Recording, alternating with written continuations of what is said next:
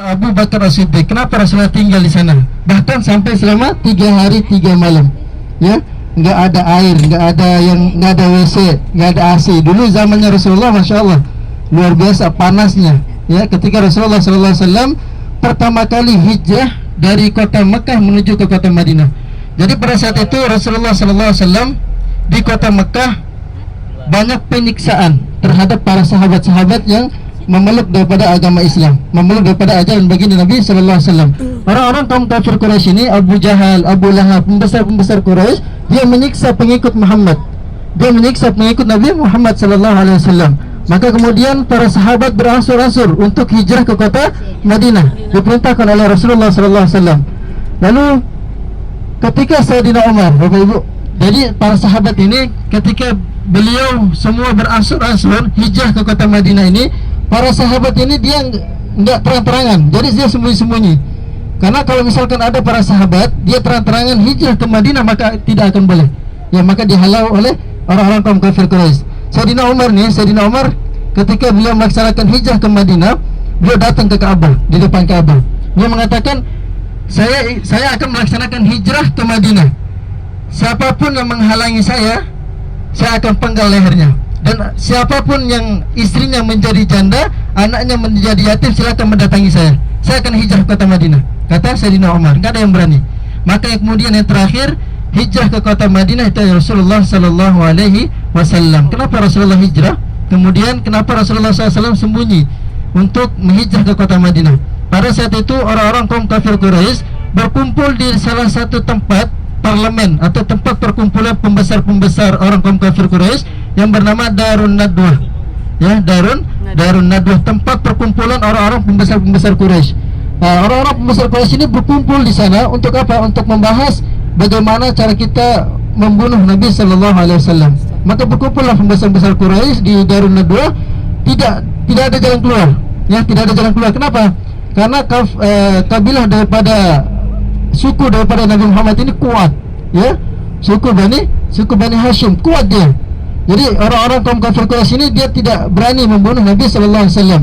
Maka datanglah iblis, ya. Datanglah iblis untuk menghasut.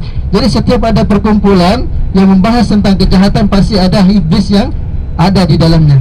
Kemudian iblis ini dia berwujud manusia, ya. Seorang tua, kakek tua. Jadi orang-orang kaum kafir Quraisy ini mengira, oh ini jadi pembesar kita. Maksudnya ini mungkin dia ada jalan keluar untuk permusyawarahan kita. Maka kemudian iblis ini mengatakan, bagaimana kalau kita kumpulkan 10 kabilah, 10 suku ini, kita bunuh Muhammad, dan nanti darahnya kita teteskan di seluruh pedang-pedang perwakilan daripada kabilah-kabilah ini. Maka suku Muhammad tidak akan bisa membunuh kita.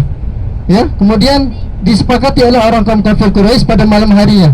Ya, pada malam harinya disepakati oleh orang kaum kafir Quraisy bahwasanya nanti besok malam kita akan membunuh Nabi Muhammad sallallahu alaihi wasallam. Tentunya Nabi Muhammad pun orangnya cerdas. Dia tahu berita itu bahwasanya nanti malam akan dibunuh oleh orang kaum kafir Quraisy. Pada siang harinya Nabi sallallahu alaihi wasallam menuju ke rumahnya Abu Bakar As-Siddiq. Kalau kita tahu rumahnya Abu Bakar itu di Hotel Hilton namanya. Jadi di sana ada Masjid Abu Bakar. Disitulah tempat rumahnya Sayyidina Abu Bakar As-Siddiq. Menuju ke rumahnya Abu Bakar As-Siddiq dan mengajak bahwasanya nanti malam kita akan hijrah ke kota Madinatul Munawwarah. Ya, sebelum itu Sayyidina Abu Bakar As-Siddiq ini pernah meminta izin kepada Rasulullah. Apa izinnya Abu Bakar As-Siddiq? Beliau mengatakan, "Ya Rasulullah, saya ingin melaksanakan hijrah terlebih dahulu ke kota Madinah." Apa jawaban Rasulullah? "Jangan dulu wahai sahabatku, semoga Allah memberikan temanmu yang lebih baik." Kata Rasulullah SAW. Ketika mendengar ucapan Rasulullah, Abu Bakar As-Siddiq ini berharap teman terbaik itu adalah Rasulullah SAW. Pada siang harinya Rasulullah diajak oleh Abu Bakar As-Siddiq. Dia menangis, ya, saking terharunya, saking senangnya diajak oleh Rasulullah SAW. Pada saat itu, padahal Abu Bakar juga dalam keadaan ingin dibunuh oleh orang kaum kafir Quraisy kalau saja mengikuti daripada Rasulullah SAW. Tapi beliau Abu Bakar As-Siddiq menangis, saking terharunya, saking senangnya diajak oleh menemani Rasulullah SAW hijrah ke kota Madinatul Munawwarah. Kemudian singkat cerita, pada malam harinya Rasulullah mengajak Ali bin Abi Thalib untuk berkumpul di dalam rumahnya dan menyuruh Ali bin Abi Thalib untuk tidur di ranjangnya Rasulullah. Supaya apa? Supaya mengelabui, supaya orang kaum kafir Quraisy mengira Rasulullah sedang tertidur. ya, sekali menggantikan Rasulullah, menggantikan kematian, yaitu Sayyidina Ali bin Abi Thalib. Pada malam harinya orang-orang kaum kafir Quraisy mengepung rumahnya Rasulullah. Ya, bayangkan rumah Rasulullah dulu sekecil apa, dikepung oleh ratusan orang. Ya, ratusan orang, para suku-suku pembesar Quraisy dikepung oleh ratusan orang. Untuk apa? Untuk membunuh Rasulullah SAW. Tapi Rasulullah SAW ketika beliau keluar daripada rumahnya, beliau mengambil satu pasir dan segenggam pasir, beliau membacakan satu ayat. Ya, membacakan satu ayat, di mana ayat ini diabadikan di dalam Quran Yasin. Ya, waja'alna min baini aydihim saddan wa min khalfihim saddan fa aghshaynahum fahum la yubsirun. Aku jadikan di depan mereka dinding, di belakang mereka dinding, sampai mereka tertidur. Allah berikan rasa ngantuk kepada orang-orang kaum kafir Quraisy. Maka kemudian Rasulullah pun keluar daripada rumahnya dan kemudian menuju ke arah selatan. Madinah ini arah ke utara, tapi Rasulullah menuju ke arah selatan. Jabal Sur itu arah ke selatan, bukan arah ke utara, bukan arah ke Madinah. Itu strategi yang dilakukan oleh Rasulullah. Supaya apa? Supaya tidak diketahui oleh orang kaum kafir Quraisy. Kalau saja Rasulullah beliau berjalan atau menuju ke Madinah dari arah kabilah-kabilah pedagang ke arah kota Madinah, maka Rasulullah akan ketahuan. Ya, cerdas Rasulullah SAW. Beliau mengelabuhi orang kaum kafir Quraisy, kemudian singgah di Jabal Sur.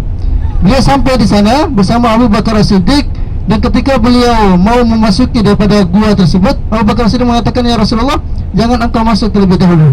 Karena kenapa? Karena mungkin di dalam ada hewan yang berbisa atau yang bisa menyakitimu, ya wahai Rasulullah. Maka Abu Bakar As-Siddiq pun masuk ke dalam gua. Kemudian Abu Bakar As-Siddiq ini menutupi lubang-lubang yang berada di dalam gua. Takutnya nanti ketika Rasulullah di dalam ada ular yang keluar daripada gua tersebut. Singkat cerita, Abu Bakar As-Siddiq menutup lubang-lubang tersebut. Ada satu lubang yang tidak tertutup. Beliau menutup satu lubang itu dengan kakinya sendiri. Ya, beliau menutup lubang tersebut dengan kakinya sendiri. Kemudian memerintahkan Rasulullah untuk masuk ke dalam. Rasulullah ketika masuk ke dalam, beliau tidur di pangkuannya Abu Bakar As-Siddiq. Ketika beliau tertidur, seketika itu ada ular yang ingin keluar daripada lubang yang ditutupi oleh kakinya Abu Bakar As-Siddiq dan menggigit kakinya Abu Bakar As-Siddiq. Ya, beliau tidak bisa menggerakkan kakinya. Kenapa? Takut Rasulullah SAW bangun. Ya, padahal sakitnya luar biasa sampai beliau meneteskan air mata mengenai pipinya Rasulullah. Apa kata Rasulullah SAW? Rasulullah pun terbangun. Dia mengatakan, "Wahai sahabatku, apakah engkau tidak rela hijrah denganku sampai engkau menangis seperti ini?" Rasulullah Abu Bakar Siddiq mengatakan, "Wallahi, demi Allah ya Rasulullah, aku rela hijrah denganmu.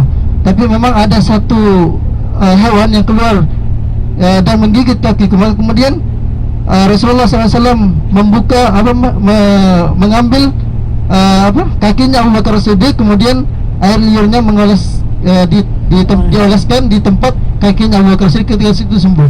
Jadi Bapak Ibu, ular ini umurnya ribuan tahun. Yang dimana ular ini meminta izin kepada Allah untuk melihat wajah Nabi akhir zaman. Ya, yang dimana diturunkan di Jazirah Arab, yaitu Nabi Muhammad SAW. Maka Allah perintahkan ular tersebut untuk menunggu di Jabal Sur. Ya, menunggu di Jabal Sur. Ketika melihat wajahnya Rasulullah, ular tersebut langsung pergi.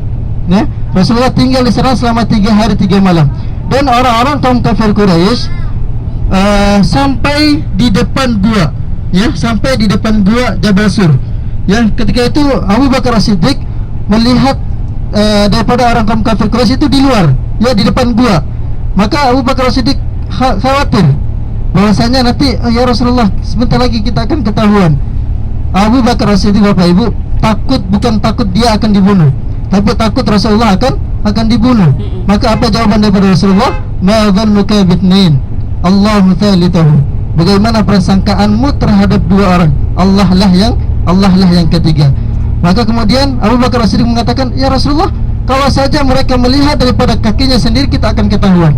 Ya, maka kemudian Rasulullah SAW dengan firman Allah SWT membacakan, "Idh yaqulu li sahibihi la tahzan idh huma fil ghari idh yaqulu li sahibihi la tahzan innallaha ma'ana." Jangan khawatir wahai Abu Bakar As-Siddiq, sesungguhnya Allah bersama kita.